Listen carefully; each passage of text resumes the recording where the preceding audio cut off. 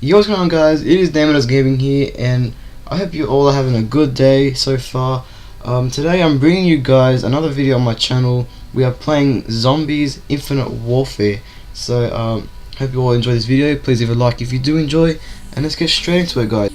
Relax, sit back, and enjoy the ride. Funny enough, there are rides in this game. But anyway, let's get straight into it. I've got some pros and cons. I've got a list of pros and cons on my computer right now. I'm going to be reading out my pros and also the cons and explaining more about those pros. I've got 13 pros and I've so far got 8 cons, so we are rolling pretty good with these zombies. Good job, Infinity Ward. But the first pro, this doesn't really count. I guess you can say it's a bonus pro. Infinity Ward have, been really listening to the community. First up, I just want to get that out of the way. Since they've been going really shit with the other games, let's not lie. But the previous games, we all know that they went pretty bad. Not all of them, just the previous ones. Some previous ones have gone really bad, and for them to listen to us, with the zombies is such a big deal. And I could tell that they listen to us because, they're probably gonna add another, the thing in Ghost. I forgot what it's called, but they're probably gonna add something like that in, or not even add anything at all. Just keep it as multiplayer and campaign. But for them to listen to us, and to add zombies, and they did a really good job at it as well. So for them to listen to us is so amazing, and I just want to get that straight out of the way. But coming in with the first pro is you can pick up ammo from killing zombies. Now that is a huge deal, and of course, the obvious thing is if you're running out of ammo, you can pick up ammo clips and reuse your weapon again. So that's pretty cool. There are also other things that you can pick up. I think you can pick up C4s, Semtexes, these weird glasses. I'm not sure what they are used for, but you can pick up these weird glasses. Let me know down in the comments what those glasses do, if you know what I'm talking about. But yeah, that's the first pro. Coming in the second pro, we have Souvenir coins. Now Souvenir coins are really helpful as well. We also get them from killing zombies, but once you get 3 Souvenir coins and you put them into this Souvenir coin machine, you actually get this certain item or items even. One of them being the boombox. So far I've gotten the boombox and the firework trap. That's all I've gotten. I think that's not the only thing you can get from the Souvenir coin machine, but those are the only 2 I've gotten, the boombox and the firework trap. Basically, I'll explain both of them. Basically, the boombox is exactly like the monkeys or the little Arnies that have been introduced into Revelations in Black Ops 3 and also in the Shadows of Evil. But they're like little Arnies and monkeys from the previous Call of Duty zombies. The boombox basically attracts the zombies, and they start dancing around. Very funny. But I really underestimated them dancing. I watched the trailer for the zombies, and I really underestimated the game because I thought that, they're not being so serious with the zombies mode, and they're making the zombies dance. That's pretty weird, But playing the game, it's really enjoyable, really fun, and I guess that was the main message from Infinity Ward. So great job to them for not keeping it, serious and keeping it really fun and funny and creative. But yeah, the boombox, they make the zombies dance, and then after a certain time, the boombox explodes, and I think that's pretty funny. But the second thing I was going to mention was the firework trap. I'll explain that right now. The firework trap is basically a trap that you place down, and fireworks just shoot into the sky, and then they land down like homing missiles and hit zombies. So it's a pretty cool thing. A handheld trap. Coming in the third pro is the arcade games. Now, arcade games, I think was probably the most weirdest thing they could add to zombies, and I guess it's to, you know, the zombies in Spaceland, because it's all based in a amusement park. So I think arcade games was a really good idea for the map. Hopefully it won't be added into other maps that they're doing, because I'll get to the cons in a second. I can't really mention it, but you know, arcade games might be, you know, a bit difficult when you're playing solo, let's just say that. But there are these things called tokens or tickets, whatever you want to call them, and they help you refill your grenades, such as Semtex's normal frag grenades. You can get like stun grenades, I think C4. You can also improve your guns, I think, by buying certain stuff for your gun with the tokens or tickets. So I guess it's pretty cool, and the only way you can get tickets or tokens is by playing arcade games, which is pretty cool. You can shoot hoops, you can play like these, you know, little shooting games, and I think it's pretty cool to earn tokens like that. Coming in the 4th Pro, we have the challenges that you can do to earn tokens.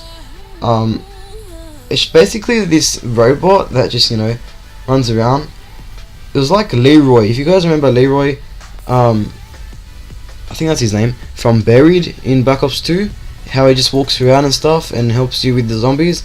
Basically we have this robot guy, his name is Neil, and he just, you know, he just rides around in the map, like he does jack shit basically. But you do these challenges, and one of them being, for example, shoot zombies at a distance, and if you shoot zombies at a distant range, you get tokens after you complete the challenges, and that's pretty cool, so that helps you a lot. The 5th Pro is the Afterlife, and oh my goodness, they have thought about this so well, man. Adding this Afterlife, basically like Mob of the Dead in Black Ops 2, but this Afterlife is pretty cool. So say you go down and your teammate can't revive you, you go into this Afterlife where you have to fill up a soul meter, and basically you have to play arcade games to refill the soul meter, and once you refill your soul meter, you can go back into the game. And once you get back into the game, you start off with the starting pistol, but you have to run all the way to the Lost and Found, and you have to pay $2,000 for the Lost and Found, and you can get all your guns back, but you don't get your perks back, so that's pretty cool. Coming in the 5th Pro is the banking system. Just like Buried again, we had a banking system where we can deposit our money and withdraw it as well. Same thing in the Spaceland Zombies. You can deposit for your teammates, and the teammates can withdraw. So say you don't have $2,000 to pay for Lost and Found, your teammate can give you $2,000, and you can take that $2,000 and you know, basically pay for your Lost and Found. So I think that's pretty cool. Coming in the 6th Pro, we have the map layout. I think that the map layout is not too big, but obviously not too small, you know. It's very easy to get around the map. I think it's a good size, especially if you're a beginner. It'll be really easy to, you know, find how the map is, and you know, find it very easy to memorize the map. So yeah, that's the 7th Pro. But coming in the 8th Pro, we have the new perks, and one of them being Trail Blazers, and I think that's what it's called, Trailblazers. Trailblazers is basically a perk that allows you to have flames coming out of your arsehole when you slide against the floor. So yeah, so when you slide against the floor, you can have these flames that come from behind you, and zombies get injured, and it's easier to kill zombies, so it's pretty cool. That's one of the new perks that I really love, but there's other perks as well. So the one weapons are the 9th Pro on my list. This is a very big big deal. To have wonder weapons is so amazing. Like, I think most people, you know, thought that they were going to add wonder weapons because, you know, why not? They add so much enjoyment into the other Call of Duty zombies, so I guess it's pretty cool that they added wonder weapons into this Zombies in Spaceland. Coming in the 10th Pro, we have different varieties of traps. I've already mentioned the firework trap. I'm not sure if the boombox counts as a trap. I guess it does, I don't know. But we have so many traps in this map, like so many. I think more than 6 traps, I think, or maybe more than 5 traps. That's a lot of traps, and maybe that could be a bad thing in case you get trapped in all of them, but it's also a very good thing to get out of sticky situations.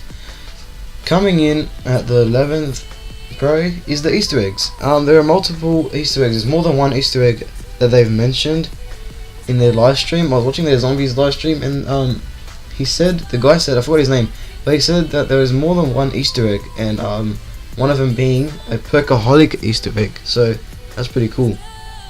Coming in the 12th Pro, we have the difficulty. Most people might debate on this. They might have a really big debate on this. The difficulty is pretty easy. But that's a good thing to me, because in the other COD zombies, we had like big difficulty, you know, problems with the zombies, you know, running on like round 5 or something like that, you know, or jogging on round 5. And for beginners, that's not, you know, a good thing. But in Spaceland zombies, to have the difficulty so easy, that's really good, because I've never had so much money in my life. Let me just tell you that I've never had so much money in my life on round, or you could say scene, as they added scenes instead of rounds.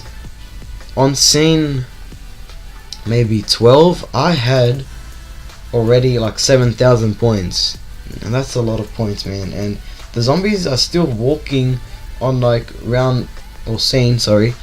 scene 9 or 10, so that's really good, man. That is brilliant. I think I've already mentioned this already, but the 13th Pro is the Lost and Found, which is so amazing. You can pick up your weapons again, but not your perks, as I said before. So guys, just a quick disclaimer before we get into the rest of the video, into the rest of the cons. I just want to quickly say that this video went over 10 minutes. I thought it was going to be less than 10 minutes, but getting into the cons right now, I had to get a second gameplay of zombies. So enjoy the rest of the video. Let me know down in the comments, actually, while I'm just talking to you right now. Quickly mention down in the comments below anything else that should have been added into this video. You know, what do you think about the pros and the cons of this video? Thank you for watching so far. Please leave a like if you have made it this far as well. But yeah, enjoy the rest of the cons.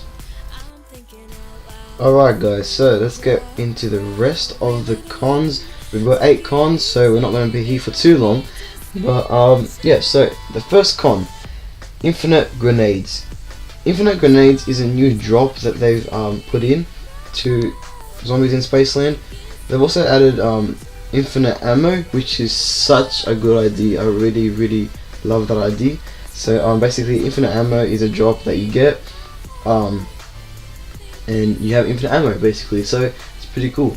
But infinite grenades, like seriously, why would you add infinite grenades? They have to get rid of that, because yeah, okay, it could be useful, like infinite grenades, that's pretty cool, but not really, because we don't use that much grenades. But maybe if we're talking Semtexes, but like, you know, infinite grenades could kill us as well. If we're playing solo, you know, we're talking solo as well, not just multiplayer, and we get infinite grenades and we kill ourselves, like what the hell, you know? I think that's a pretty shit idea, but whatever, they've gone good, pretty good so far. So the second con is the box locations, or the magic wheel locations. Number one being the worst locations ever in any Call of Duty Zombies history. Like, I'm just putting it out there. There could be worse other locations, but all the locations basically can get you killed in Spaceland Zombies. Like, I really don't like that idea, you know. Maybe they're adding a challenge for us, but really, for us to enjoy this game, we shouldn't be able to die from getting our favorite weapons, you know, out of our magic wheel. So it's pretty shit. Coming in the third con, we have $2,000 for the lost and found. Now, as I mentioned earlier in the pros, how your teammates could give you money. Number one, they shouldn't be able to give you money. You know, they shouldn't be really giving you money at all in the first place. They should keep that money to themselves, because, you know, the lost and found should be for free, not for $2,000. Like, that's just ridiculous. You can't just do that, because, like I said earlier as well, you start off with the beginning pistol. You know, from scene 1 or round 1, you start off with the beginning pistol. But if you're in scene 16 and you die and you have to go to the lost and found and you didn't have 2,000 points, you can't use that beginning pistol, you know, to get 2,000 points. Like, that's just pretty stupid. At least make it, I don't know, $500, or maybe even for free. But I think it's kind of ridiculous. But nonetheless, thank you for adding the lost and found. Coming in the fourth con, it has to be the doors. Now, this might be harder to understand, or for me to even explain, but certain doors around the map, you have to fill up a meter with money, and once you fill up that meter with money, the door opens. Now, say you're playing with 4 players, and that certain door with the meter on it is $4,000. You can either split the money in 4 with the 4 players, like 1,000 each, to pay for that door, or you can pay for the whole thing yourself. You can pay for the 4,000 yourself. But the only way to pay for the 4,000 yourself, say for example, you have to keep holding square, or on PlayStation, you have to keep holding square. Like, you have to keep tapping the square, and I think that's pretty stupid, I guess.